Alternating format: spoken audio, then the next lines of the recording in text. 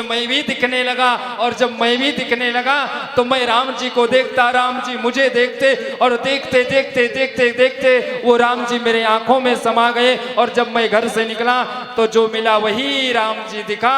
इसलिए जय सिया राम। बोले मुझे भी सुख की प्राप्ति होने लगी।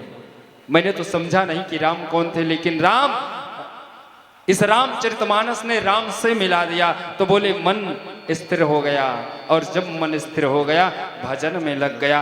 बोले राजन कुछ करने की आवश्यकता नहीं है, धीरे धीरे धीरे धीरे जीवन में स्वयं बदलाव आएगा। आपको यत्न करने की आवश्यकता है। और जैसे ही पथ पर चले तो संग सर्वात्मा त्याज चाचेत्य उक्ति न सकते ससति भाषा कर्तव्या सताम संगो ही भेषजम। सदैव सत्य के पथ पर चलने की कोशिश करो, सत्संग की प्राप्ति हो, ऐसे मित्र बनाओ, संगति बुरी ना लगे। भोर में उठो और ये उपाय करते रहो तो भजन में मन लग जाएगा। और जब भजन में मन लग जाएगा तो भजन में मन लगने के बाद भगवान की प्राप्ति आपको हो ही जाएगी। ऐसे राजा बड़े भाव से कथा का श्रवण कर रहे हैं, भगवान का चिंतन कर रहे हैं, स्तवन कर रहे हैं। भगवान ने पूछा, गुरुदेव जो आप ज्ञान मुझे पिला रहे हैं, जो आप मुझे ज्ञान दे रहे हैं,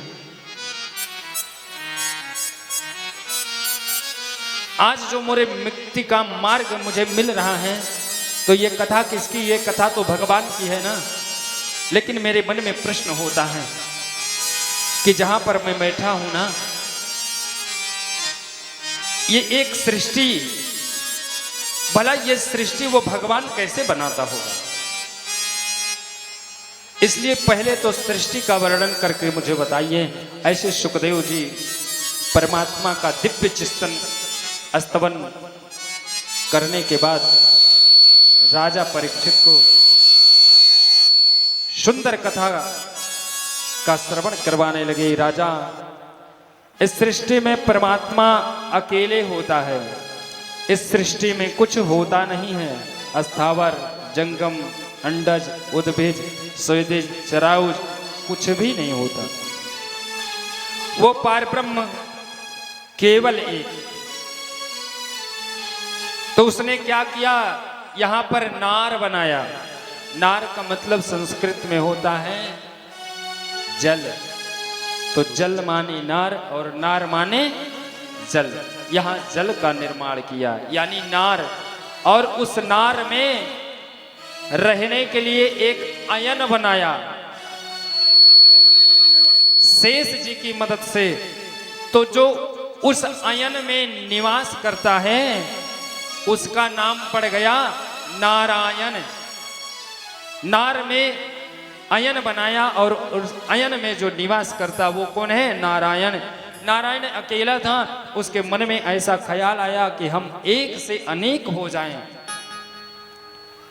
तो नारायण के नाभि से एक कमल निकला और उस कमल पर 4 मुख वाले ब्रह्मा जी प्रकट हो गए।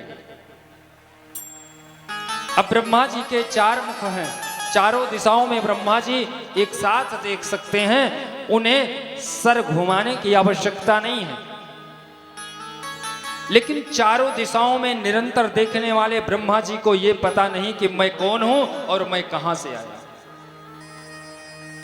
ब्रह्मा जी चिंतन कर रहे हैं, मैं कौन हूं, मैं कहां से आया हूं। अस्पर्शे सुयत षोडश में कविंसम